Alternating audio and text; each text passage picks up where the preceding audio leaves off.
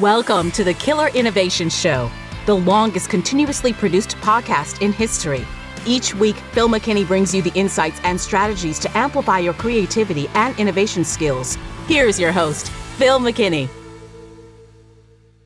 Hello and welcome. I'm Phil McKinney.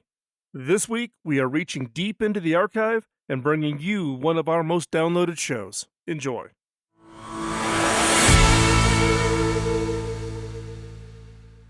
So, how's your week going? We are back here in the studio. We've had a great week. Lots of things going on. As we shared in the last show, we're doing some experiments with some short form content. So check out, if you haven't listened to last week's show, to catch what we're now calling 5 Minutes to New Ideas. It'll appear in the fourth segment. It's a little bit of an experiment. We'd like to hear your feedback, so please listen to the entire show to get into the fourth segment. Check out that 5 minutes, part of giving you some sparking ideas that hopefully will drive and lead you to coming up with some new products, some new services, some ways to transform your business. As it's just one way we're trying to just change things up. As I've said many times in the past, you don't want to get yourself in a rut. You want to constantly innovate the way you innovate. And here at the show, we are constantly looking at ways that we can innovate the show to bring more value to you. So check it out. Give us some feedback. Let us know. This week's show is actually the result of a conversation that I had in a taxi cab in Austin, Texas. Most recently, a little while ago, I was in Austin for South by Southwest. I was giving or hosting a meetup, as they call it, in South by Southwest around neurodiversity hiring. How do you think about, as a leader, hiring those that are on the autism spectrum is just one example of neurodiversity. How do you think about hiring people on the autism spectrum to be employees within your organization? And where I'm CEO, we have a neurodiversity hiring program. And so South by Southwest was interested in having us share how we do that and the benefits we get from that, particularly around creativity and innovation. So I get done with the talk, go back to the hotel, grab my bags, hop in a cab going to the airport. Got this young man driver from, I think it was Nigeria, if I recall correctly. And we got into a whole conversation, and I shared with him some of the work that my family does in Rwanda with our investments and entrepreneurs there. And he was asking a little bit about my background. I shared where I was at now and kind of my history. And then this driver just shifted the whole tone into almost feeling like I was being interviewed on the drive. And he was taking mental notes. He was asking about, things that, how did I get to be successful? How did it, what lessons could I share with him? He was driving a taxi basically to put food on the table and keep a roof over the head of his young family. But this was clearly somebody who had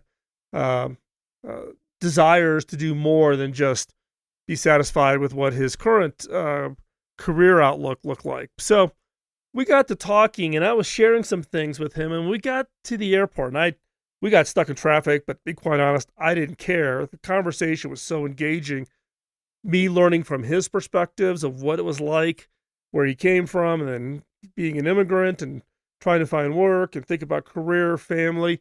It just also reinforces that it doesn't matter where you are in the world. We all have kind of the same basic fundamental drivers, right? Of, growing up, getting married, having families, providing, doing something that has impact, leaving a legacy, all those types of things. And so this driver specifically asked me about my kind of, what were the things that I kind of followed as kind of my rules to live by that I felt contributed to the success I had. And I didn't have anything planned. Now, some of you, if you've listened to the show for a long time, there was probably a show, I don't know, it's got to be 4 or 5 years ago where I talked a little bit about this. But to be quite honest, I really haven't thought about it recently. So I get on this plane, flying back from Austin to Colorado, and I actually sat down in my notebook And I started listing out kind of those things that are what I would call what are my personal rules to live by. And what I'm going to do is I'm going to share them with you. Now, some of these are innovation related, some of them are totally not innovation related. And look, these are my rules. I'm not trying to project or push these onto anybody else. But I've shared them with a few people. People were keenly interested, asked if they were written up someplace. Is it in a blog post? Could they download it? So this is the form that I'm going to use to share what I think are kind of my personal rules, basically reverse engineering what kind of goes through my head. And I've documented down into my notebook on what I call the 7 rules to live by. Now, these are rules that I apply both to my personal and my professional life. For me, I suffer from severe workaholic, right? I'm a recovering workaholic, and I still struggle with it where if I'm not careful, I'll peg the needle onto the work side and in some cases actually sacrifice my personal side. So these are the 7 rules. Now we're going to go through it. I'm going to go through each one and talk a little bit about each one as we go forward. And as always, if you're in the car, don't worry. You do not need to take notes. These will be posted up on the show notes over at killerinnovations.com. And by the way, if you've got other ones or you got ones you don't agree with here, hop on over to Killer Innovations and put them down in the comments section of the show notes. We can have a conversation there, okay? So first one, the first of the 7 rules to live by is stay connected to the people who matter most. I learned this from Bob Davis, my early mentor. Bob was phenomenal at staying connected with people he'd worked with decades before. And this was back, in the 80s and early 80s. So this is pre-internet, pre-broad availability to email. Bob took it upon himself to constantly stay in contact. He would basically put people on a list, and he would, Bob, every 6 weeks, touch somebody on the top of that list. So he had probably like 15 or 20 people, and he would go out and touch them. And I learned this from him. Now, as we've progressed, we've got email, we got Facebook, and look, I don't think those count. I make an effort to actually call somebody or get a time scheduled with them to call and actually have a conversation. And it's not about, hey, do I want something from them or do I need their help on a project? It's just staying connected, hearing what's going on in their personal life, their professional life, how their kids doing, how's that new project that they're working on, just staying connected. And again, I don't constitute electronics as qualifying. Just whipping somebody off in an email or sending them a Facebook message or something does not qualify. And this is one that's allowed me to stay connected to people, for many, many years ago. Now I've adjusted the list. I've added people to the list. I've taken people off the list over the years of my career. But I can tell you, the people that have been on the list are the ones that have had so much influence in me being able to progress my career because we had that more in-depth personal relationship. They knew what my desires were. They knew where I was at professionally. They knew kind of where my head was thinking, kind of thing I like to do. And when new opportunities came up, they actually approached me. And if I look back over probably the last, 4 or 5 major jobs I've had, it wasn't ever me leaving and trying to go find the job. It was people in this network that I'd stayed connected to that had come back and contacted me. Number 2 kind of ties into that is listen more, talk less. When I reach out to these people or any conversation, people like to dominate talking. Look, we all like to talk about ourselves. But for you to be viewed really as somebody really interesting, it's really not about what you say, but it's about letting the other person talk and about listening and being active in the listening, asking questions about, follow-up questions to whatever they talked about. This is hard for me. Look, I'm standing in front of a microphone in my own professional studio that I had built in Colorado. my job functions, whether when I was CTO at HP or now CEO at Cable Labs, is about me out talking. So this is one that I actually have to work hard at, and I need to get better at it. And that is listen more, talk less. And at the end of every conversation, here's a general rule. Ask the people that you're talking to how you can help them. I always try to end the conversation with, hey, thanks for the time. Is there anything that I can do to help you? And that again injects, kind of reaches across the hand and says, hey, is there something that I can help you with? And that tends to wrap up the conversation. So stay connected to the people is number one. Listen more, talk less is rule number 2 for the 7 rules to live by. Number 3 is only make commitments you are truly committed to follow through on. Do not make false promises. Don't go out there and promise everything to everybody and then only do the ones that you are really, truly committed to. And this is one that is just more frustrating than anything else I've come across, where people have committed to do something, they're gonna make a call on your behalf or send you something, and then nothing happens. Radio silence. So this is one that I try to live by, and I look for the people that are in my close network to always live by. Now, the flip side is I can look back on my career where I made commitments that I couldn't deliver on. I've made some commitments to people with all good intention, and then things come up and I couldn't deliver. And what I actually found is by stepping up and admitting that said, hey, I told you I could do that. I've looked into it. I just can't deliver that. I'm sorry. I know I made the commitment. I apologize. Is there something else that I can do to make this up? Because I know I promised this to you, but I'm not able to fulfill that commitment. Now, when I say only make commitments you are committed to follow through on, some people swing the pendulum so far the other way, which is they make no commitments. They always are using weasel words. Well, I'll try, or I'll look into it, or let me think about that. No, this is not. That's not the resolution to this. Make commitments, deliver, does not mean don't make any commitments, right? We all live by commitments. You commit to your spouse or significant others. If you've got kids, you make commitments to your kids to be at their ball games. In my case, my commitments nowadays mostly revolve around my grandkids. And, Audrey, my oldest grandchild, she just turned 6. She's in kindergarten and being at her winter program at her school, right? Make commitments, deliver, do not disappoint.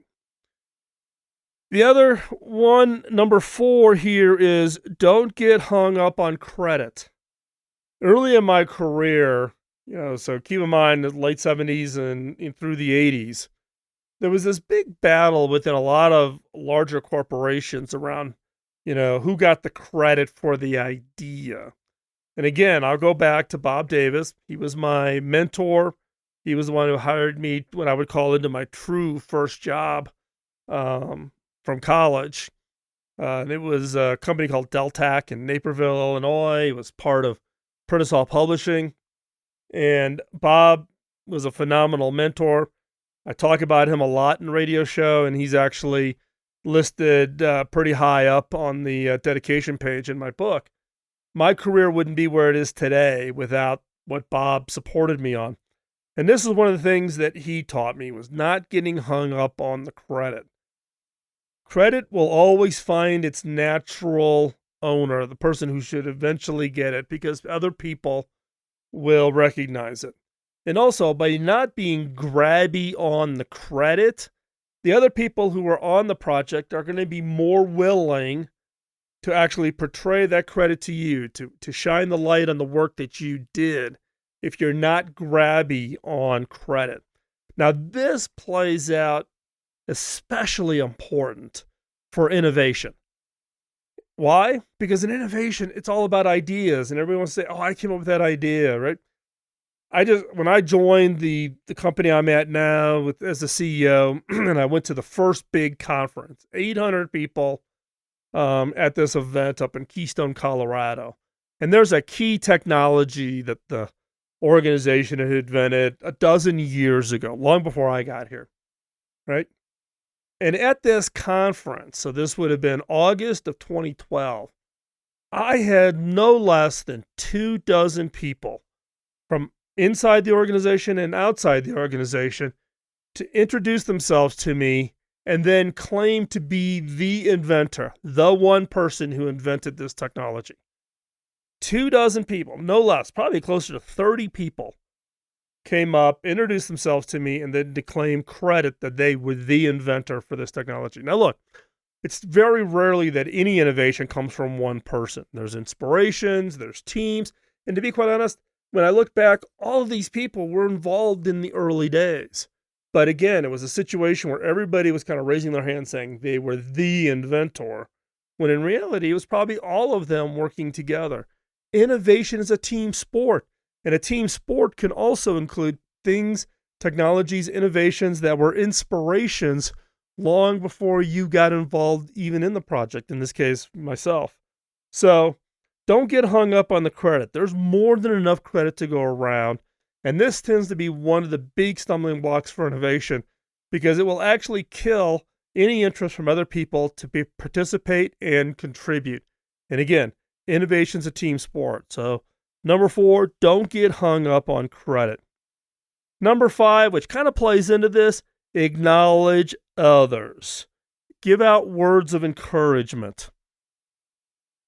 And this is important if you're a leader. If you're leading an innovation team, or you're a manager or a director or a vice president, in my case, when I was CTO, or now that I'm a CEO, it is acknowledge others.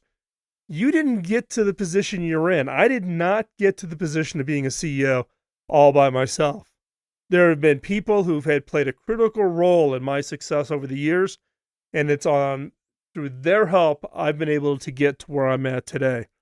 At the same time, acknowledging that, giving the encouragement to other people who are earlier in their careers. Mentoring, I find to be extremely, extremely satisfying.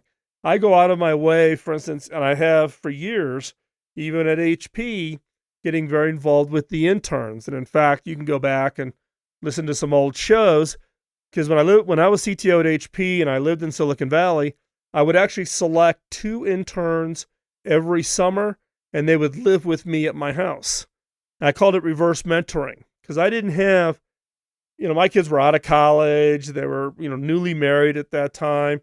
So I was kind of missing out on what was going on in the customer segments of college kids. So this was the best way for me to tap into that, by doing this reverse mentoring and acknowledging them, giving them words of encouragement. And look, some of my interns have gone off to have absolutely mind-blowing, successful careers. And it's all because of them, not because of me. They did great work and they've achieved great things. But stepping out and acknowledging others, giving that words of encouragement, encouraging others is one way, one of the rules that I live by, or at least I try to live by. And I try to do this. I need to do this more and more. I tend not to do as much now just because of being busy and my travel schedules and etc. So this is one that I'm actually writing myself a note here on a piece of paper that I need to step up on and get better about. So again, stay connected, listen more, only make commitments, don't get hung up on the credit, and acknowledge others. But these are the rules that I try to live by. Number 6, hug the haters. There is always going to be somebody out there that's going to be criticizing you or critical of what it is you're doing, or they just don't like you, right? We've all lived through it, whether it was in grade school, junior high, high school, whatever. And look, we have that in the workplace, particularly as you get to be more successful or you get to be higher profile. Social media has done a lot of really great things, but social media has also given a platform for the haters, for the trolls. So I say hug the haters. One is I kind of have this rule of what I call count to 10 before I respond. What I really mean is if someone, criticizes me on Facebook or Twitter, or a reporter criticizes something that I said in an interview, whatever, I don't immediately respond. And in fact, for reporters, I never respond. Doesn't matter how harsh they are in the article they write, I'm not going to respond. Even in social media and etc., I will always typically wait for the day if I can, wait till the next morning, or count to 10, take a deep breath, get your perspective, and actually bring other people in to have them read it to see if you're reading it the same way. So I count to 10, and the other rule about this is always respond with compassion, not harshness, not rudeness, not name calling. Always respond with compassion. And as part of this, I have a kind of a sub rule around this, which is never, ever burn the bridge. Someone may have just really just stabbed you in the back. I mean, I've had people rip me off for money, done all kinds of horrible things, and I've never, ever burned the bridge. You never know when you might need that bridge, or you might be able to rebuild that relationship at some point. I never view somebody has done something so horrible to me that I could never rebuild that relationship. So number 6 is hug the haters. Again, count to 10 before you respond. Always respond with compassion, and never, ever burn the bridge. You can always rebuild the relationship. Now, what's number 7? 7, this is the 7 rules to live by. What's number 7? Number 7 is create your own approach to prioritization. You're going to get lots of demands and requests on your time. As I shared earlier in the show, I am a recovering workaholic. I would do 80, 90-hour days. I could find myself constantly face down in my phone, work, and sacrifice my personal and my family in the process of that. So I have to set my own set of priorities that I use whenever I get a request for, come to a speaking engagement, come teach a workshop, travel to some different location where it's going to take me 2 days to get there to coach or mentor a team. I have to have a set of priorities. You need to create your own set of priorities that says, where does this fit in to this? And it's a balancing act. You're never going to have it one way or the other. You got to have a balancing act. The prioritization process that I use, again, this is for me, but the prioritization process that I use is what I call the 5 F's. The 5 F's. The 5 F's are faith, family, friends, fitness, and finances. Let me go through that again. Faith, family, friends, fitness, and finances. Now, what do I mean by all this? Faith. My faith is incredibly important to me, but it's also very personal to me, right? But if I get this weird request that somehow it doesn't match with, a faith system for me, then I don't get involved in it. There's certain things like, I don't drink, I don't gamble, but that's a personal choice for me. I'm not saying it's bad for everybody else, but that's a personal choice for me. But I believe that if that faith is important, whatever religion or faith model, faith system you believe in, the great thing about our country is you can practice whatever it is you believe in. But for me, faith is important. It's number 1. Number 2 is family. My wife, my kids, my grandkids. Right? Number 3 are my friends. That kind of ties back to rule number 1, which is staying connected to the people who matter most. And those are my friends, right? So they're number 3 on my priority list. What is it I can do to engage, help, support, communicate with those friends? Number 4 is fitness, right? Look, life is not a sprint. Life is a marathon, right? And you don't want to just burn out and suffer all kinds of health issues just by working yourself to death and not eating right, etc. Now, I will also be the first to admit I'm not very good at this, right? My wife is incredibly good at this. She's, watches her diet, she exercises, and her endurance to chase the grandkids around is far more than mine. And again, this is an area that I've got to work on, but it is an important one. So fitness. And then last is finances. Now, I put finances at the end of the 5Fs for a very specific reason. Because early in my career, when I was really, off the scale on my workaholic issue, I put finance at the front, and I was able to rationalize, well, finances are important because that allows me to take care of my family, to donate to the charities that I want to be part of, to help friends who may run into financial troubles, and I can help them out a little bit, right? And allows me to, quote, do the fitness thing because I can afford to belong to a country club or whatever, right? It's easy to rationalize by looking at dollars as the means to do everything else. And what I have found is by putting finances at the bottom, it takes care of itself. It's not something that I've, fortunately, for the last couple of decades of my career have had to think about, right? If I keep my priorities, if the work that I'm doing day in and day out is of, if I've got high integrity, I execute, I deliver to my commitments, I don't get hung up on all the credit, I acknowledge others, encouraging others, share the credit so that they feel part of it. The finances take care of themselves. So my personal set of priorities, again, are faith, family, friends, fitness, and then finances. What I'm encouraging you to do is don't take my 5Fs if they don't fit for you, but create a set of priorities.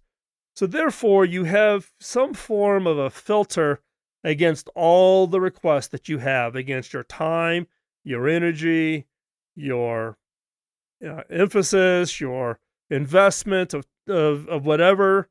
You need to have something, some filtering mechanism that you can apply to help you sort through so that you don't get screwed up by having a wrong set of priorities. And I'll be the first to admit, early in my career, I didn't have this, and I did not have a good set of priorities. And it took me a long time to kind of dig myself out of all the problems that caused for me and my family. So again, for me, it's faith, family, friends, fitness, and finances. So again, let's go through the 7 rules to live by one more time. Number 1, stay connected to the people who matter most. Number 2, listen more, talk less. I need to do more of that. Number 3, only make commitments you are committed to follow through on. 4, don't get hung up on the credit. 5, acknowledge others, give words of encouragement. Number 6, hug the haters. And number 7, in my case, set your priorities. And for me, that's follow the 5 Fs. With that, we're going to wrap up today's show. Check out the show notes over at killerinnovations.com.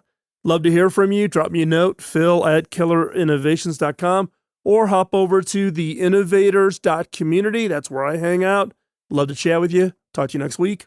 Bye-bye. Podcasting nonstop since 2005, this has been the Killer Innovation Show on the Innovators Network.